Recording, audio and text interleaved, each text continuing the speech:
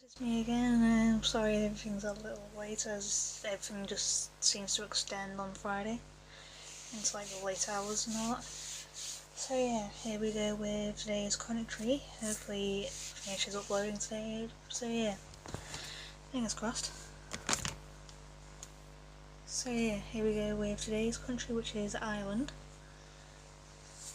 Let's get right into it, shall we?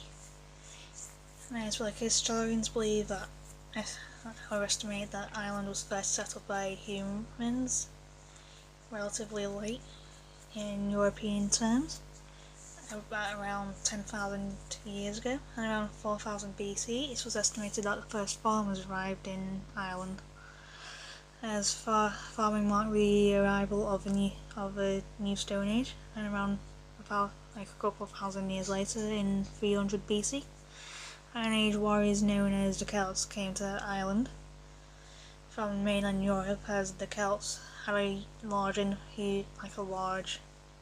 influence on Ireland, and many famous Irish myths stem from stories about Celtic warriors. As the current first official language of the Republic of Ireland is Irish or Gaelic, stems from the Celtic language. And following the arrival of St. Patrick and other Christian missionaries in the mid-5th century, Christianity took over the indigenous pagan beliefs, and by 600 around the time of 600 AD, and Irish Christian scholars excelled in the study of Latin, Greek, and Christian theology in monasteries throughout Ireland, and the arts of manuscript illumination, metalworking, and sculpture flourished and produced such treasures as the Book of Kells, like ornate jewellery and many carved stone crosses that can still be seen across the country. And then during the 8th and 9th century, Vikings from Scandinavia began to invade and then gradually settle into the mix with Irish society, as the Vikings were said to have founded Dublin, the capital city, in 988, following the defeat of the Vikings by Brian Boru, the High King of Ireland, at Clontarf in 1014, and from there Viking influence had faded. And from the 12th century saw the arrival of the Normans, which built walled towns, castles, and churches, and they also increased agriculture and commerce in Ireland. And once King Henry VIII declared himself Church of England in 1554, he ensured that the Irish Parliament had declared him King of Ireland in 1541, and from this time up until the late 17th century, an official English policy of plantation led to the arrival of thousands of English and Scottish Protestant settlers, and the most successful plantation occurred in Ulster. And from this period onwards, sectarian conflict became a common theme throughout Irish history.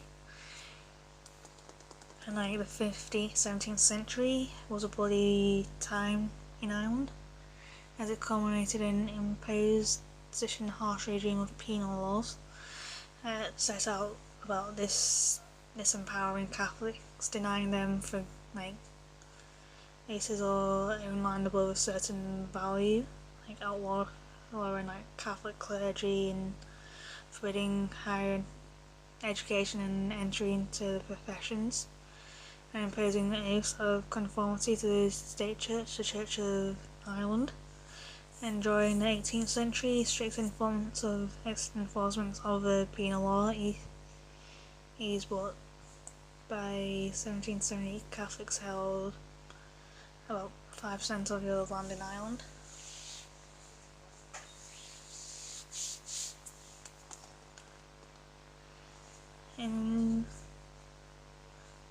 1782, a parliamentary faction led by Henry Grattan, who was a Protestant, successfully negotiated for a more favourable trading relationship with England and for greater legislative independence.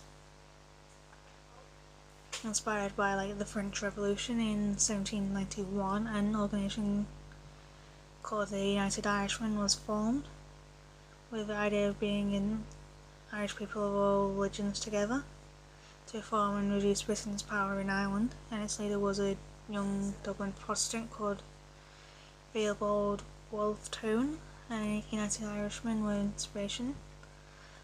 the inspiration for an armed rebellion in 1798. Despite with the attempts from to help from the French, the rebellion failed in 1801. The Act of Union was passed, united Ireland politically with Britain, and in 1829,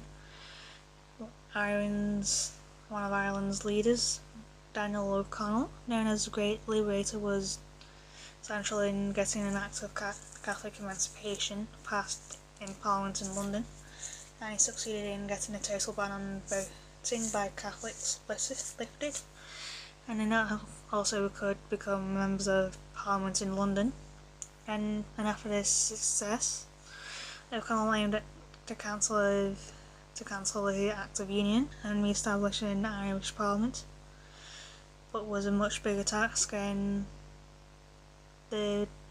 O'Connell's approach of non-violence was not supported by everyone, and political issues that were overshadowed by a worst disaster in Irish history known as the Great Famine.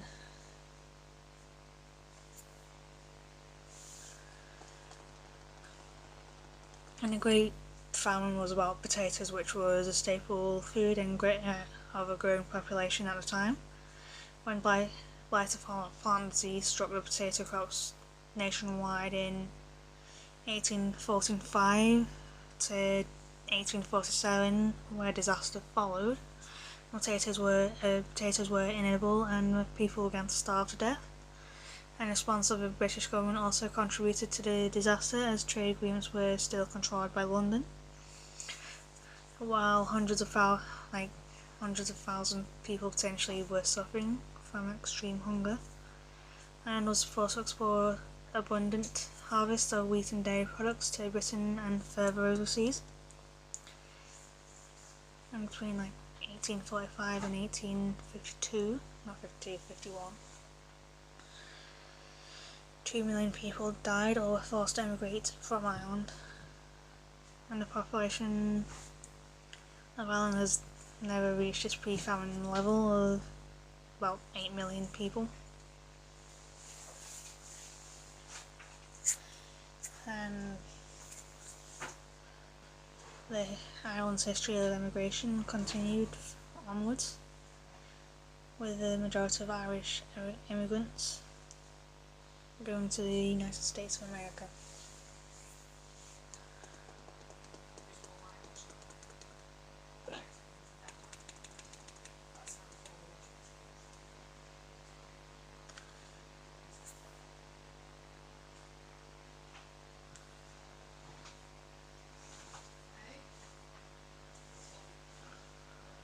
And there was little effective challenge.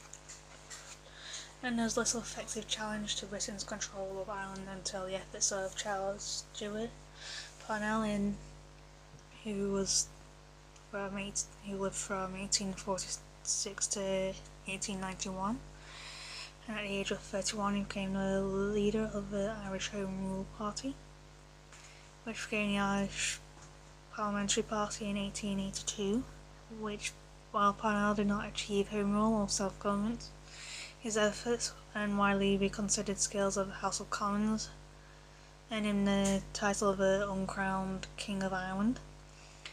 The impetus he gave to the idea of home rule was to have everlasting implications for now. I mean, also in the North of Ireland, the majority of the people were Protestants. They were concerned about the prospect of home rule being granted as they would be the Protestant minority in the independent Ireland, where Catholicism was the majority. They favoured a union with Britain, and the Unionist Party was led by Sir Edward Carson, and as Carson threatened to an armed struggle for separate Northern Ireland, Ireland was granted independence. When a Home Rule Bill was passed in 1912, but crucially it was not brought into law, as the Home Rule Act was suspended at the outbreak of World War I in 1914, and many Irish nationalists believed that the Home Rule would be granted after the war if they supported the British war effort. John Redmond, the leader of the Irish Parliamentary Party, encouraged the people to join the British forces, and many did join. However, a minority of nationalists did not trust the British government, leading to one of the most pivotal events in Irish history, known as the Easter Rising.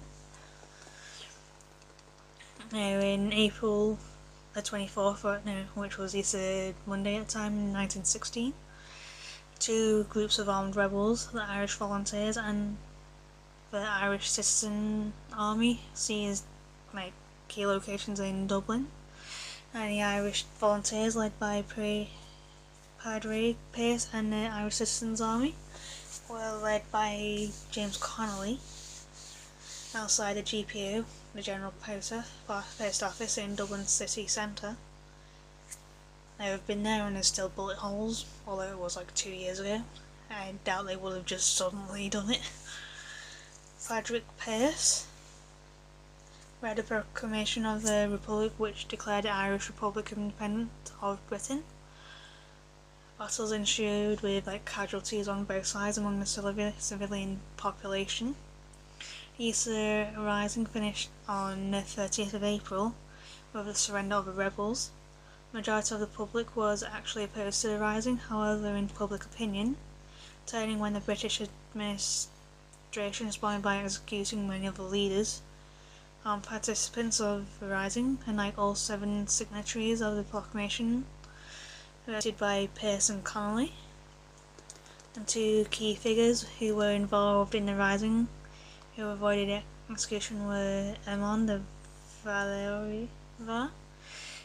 Valera and Michael Collins. And in December 1918, elections in the Sinn Féin party, led by Edmond de Valera, won the majority of the Ireland-based seats in the House of Commons. And on the 21st of January 1919, the Sinn Féin members of the House of Commons gathered in Dublin to form the Irish Republic Parliament, called Ireland, unilaterally declared power over the entire land. And what was followed that was known as the War of Independence, when the Irish Republican Army, the army of the newly declared Irish Republic, waged a guerrilla war against the British forces from 1919 to 1921. And one of the key leaders of the war was Michael Collins. And in December 1921, a treaty was signed by the Irish and British authorities. While a clear level of independence was finally granted to the Irish people in Ireland, the contents of the treaty were to split the Irish Republic. and political opinion. One of the sources of division was that Ireland was to be divided into Northern Ireland of 6 counties and the Irish Free State of 26 counties, and was established in 1922.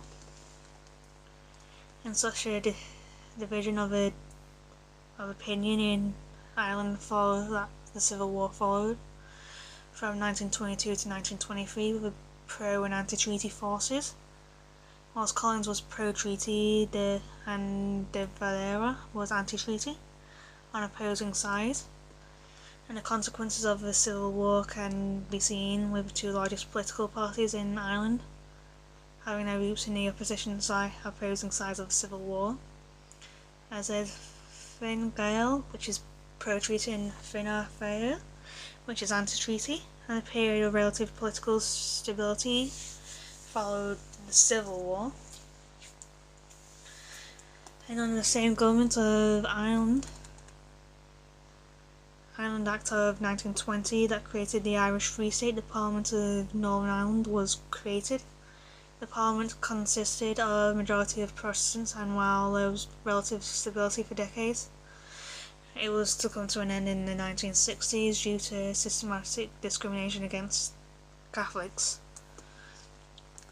As in 1969 saw the beginning of Catholic civil rights marches in Northern Ireland, which led to violent reactions of some Protestant loyalists and from the police force, which was followed when the period that followed was known as the Troubles, when nationalist Republicans and loyalist Unionists groups clashed.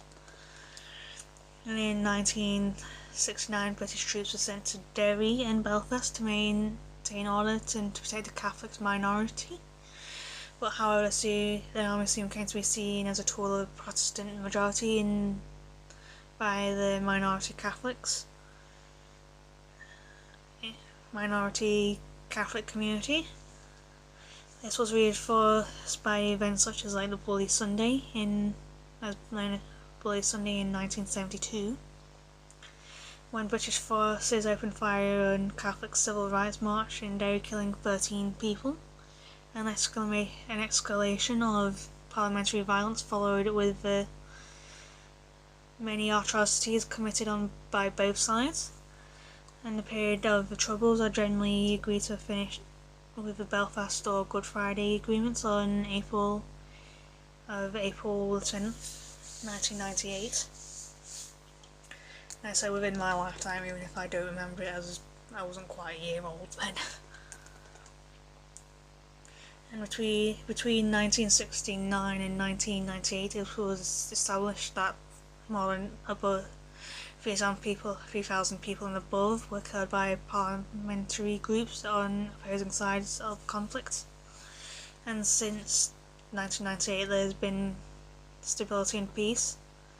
7 formerly bitterly opposing parties of the Democratic Unionist Party, DUP and Sinn Féin, began to cooperate in government together in Northern Ireland.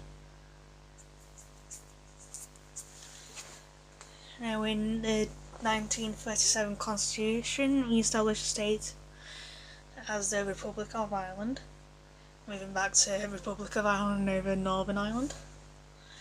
And in 1973, Ireland joined the European Economic Community, now the European Union. And in the 1980s, the Irish economy was in recession, and large numbers of people immigrated for employment reasons, as many young people immigrated to the UK, United States of America and Australia. As the economic reforms in the 1980s, along with the membership of the European Community, now the EU, created one of the world's highest economic growth rates. In Ireland in the 1990s, so long considered a country of emigration, became a country of immigration. And this period of Irish history was called the Celtic Tiger. And it's moving on to the Irish language, as Irish is a Celtic language, as is Scottish Gaelic, Manx Gaelic, or known as Manx, Welsh, Breton and Cornish. The Gaelic language comes from Old Irish, and the three other Celtic languages come from British. There were other Celtic languages spoken on the European mainland, but they died out around 1,500 years ago, and the Celtic languages are believed to have come from Old Common Celtic, which came from Indo-European, comes from Indo-European itself, and cannot be certain, not everyone can be certain when Irish came to Ireland, but many scholars believed it was about 2,500 years ago.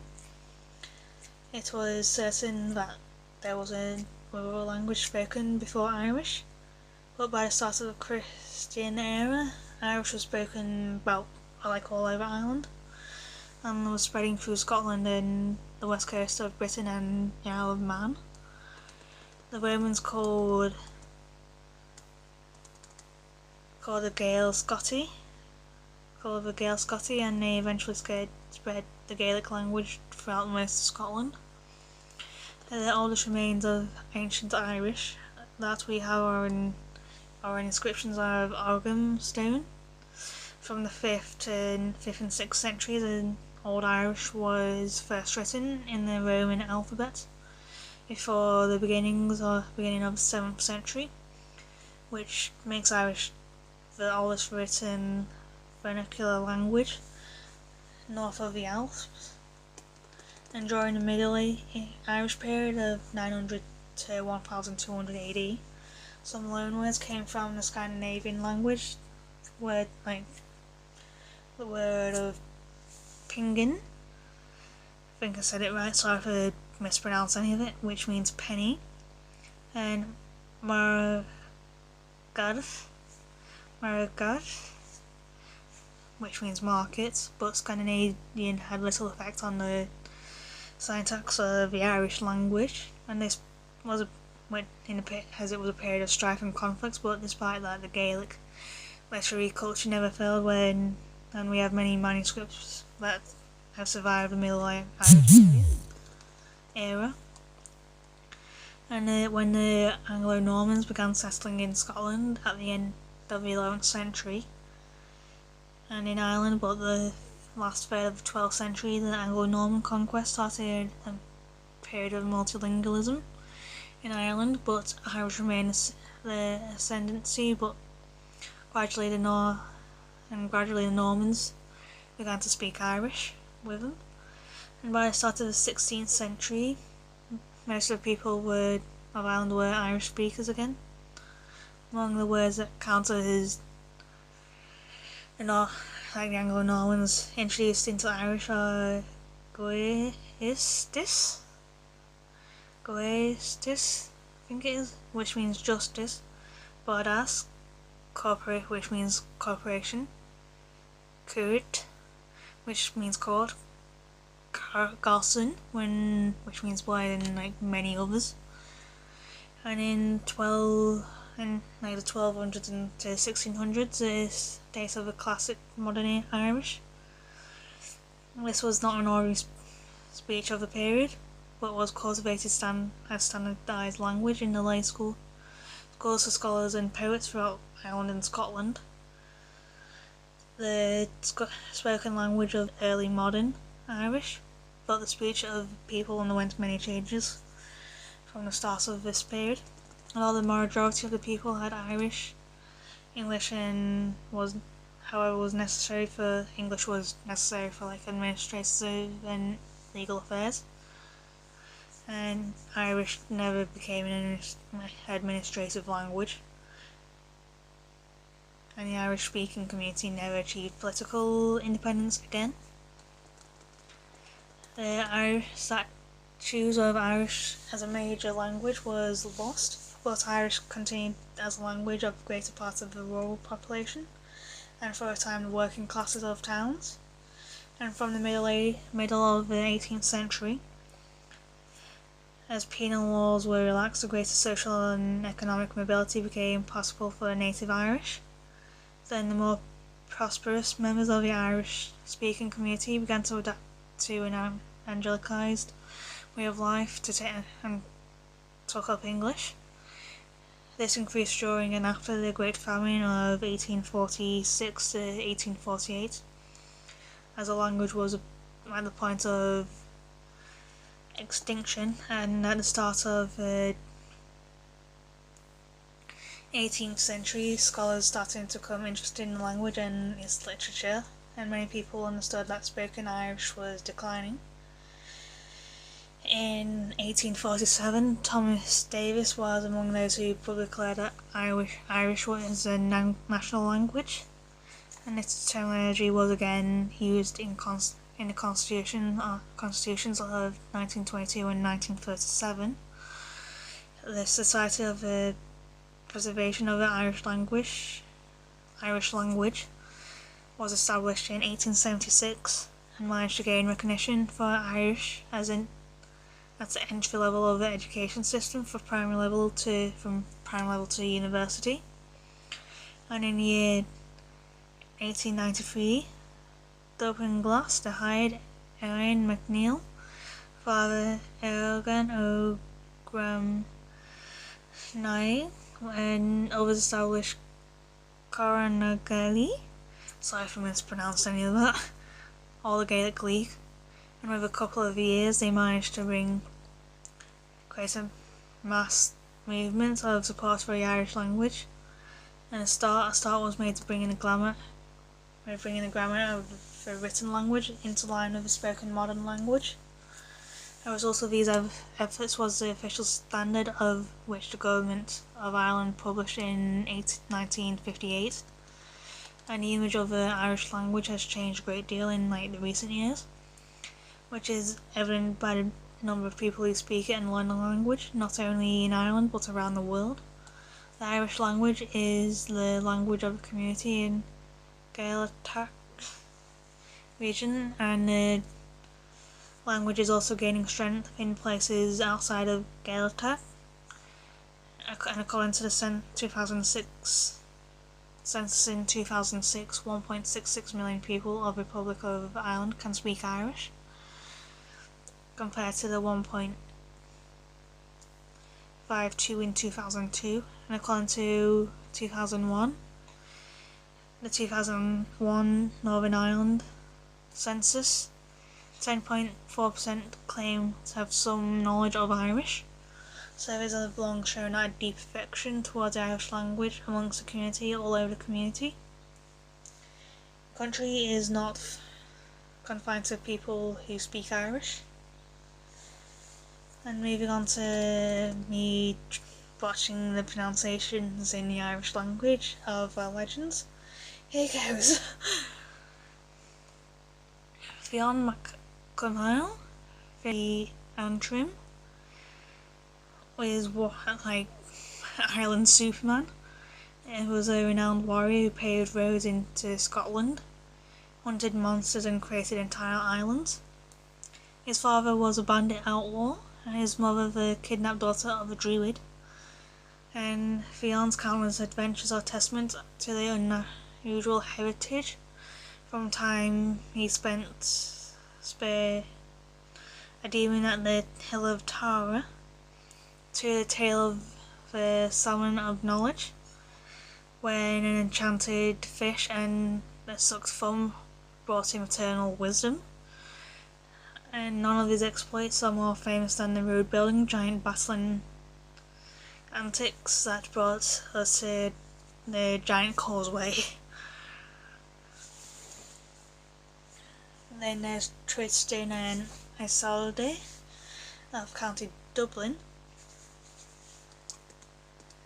They're betrothed to King Mark of Cornwall, an Irish princess, the Irish princess Isolde.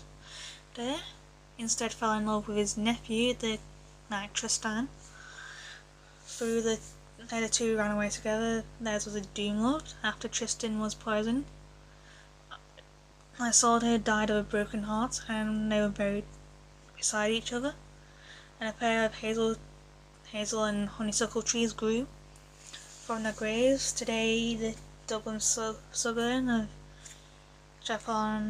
Chapelized is named for the Chapel of Isolde, from the Irish Chapel Isolde, where Tristan asked for her hand in marriage. Then there's Bale of the Evil Eye from County Donegal and County Sligo. He was the son of a god and husband of a prophetess. Bale was a giant with a singular poisonous eye on his forehead that unleashed a fire of devastation when opened. Laid from his stronghold on Tory Island, Donegal, Bale was blinded in battle and mistakenly burned his own eye army to the ground. A huge hole was spurred into the earth later, filled with water, becoming Sligo's Loch na Sir, the Lake of the Eye. There's Tuatha de Danann from County Mayo. The Tuatha de Danann, the tribe of the gods, were mythical rulers of Ireland who arrived in on a dark cloud from the north and landed on the mountains of Connaught. They ruled Ireland with 4 talismans: the stone of fire, the sword of light, the spear of luck, and the cauldron of Dagda. After their defeat in battle, the Tuatha De retreated to the underworld and became the keepers of fairy people. Their legacy lingers even today, and the Irish for Ireland comes from the Tuatha De god Ariel. There's Cuchulainn from County Lough, originally known as Setanta. The hero earned his name Cuchulainn, meaning the Hound of Cuchulainn, when he slayed the monstrous Ulster Hound single-handedly while still a young boy, as he was said to have superhuman strength, and he was also a great master of martial arts and Irish sports of hurling, and he owned the deadly spear, the Gaeburg, or spear of mortal death, hewn from the bone of sea monster. And yeah, the 3 and Nurse from County Antrim. The most beautiful woman in Ireland, Deirdre, was engaged to the elderly King Conchobar, and after seeing a raven fly over the calf being killed in the snow, she dreamed of a man with hair as black as pitch, lips as red as blood, and skin as white as snow. The warrior Nurse. The pair fell in love and went on runs go, but Nurse was killed by the vengeful King Conchobar and forced to marry the king. Deirdre's heart was broken and committed suicide, and became to be known as Deirdre of the Sorrows. And then there's Conchobar Magnessa from County Armagh. As he was born on Christmas Day, Conchobar was destined for infamy at the start, as he married several daughters of the High King of Ulster, including Med, and one of Ireland's most feared and ferocious figures. And in his old age, he also married Deirdre of Sorrows, which we just mentioned, which didn't make her any happier, as we just found out, and often at war with kings of Ireland's other provinces. Conchobar met a fitting and spectacular death, despite all this, killed by the petrified brain of a rival fired from a slingshot. Then went out with a bit of a bang. So yeah. this is the end of the video, and I hope you enjoyed it. And I'll see you all tomorrow. So yeah, au revoir.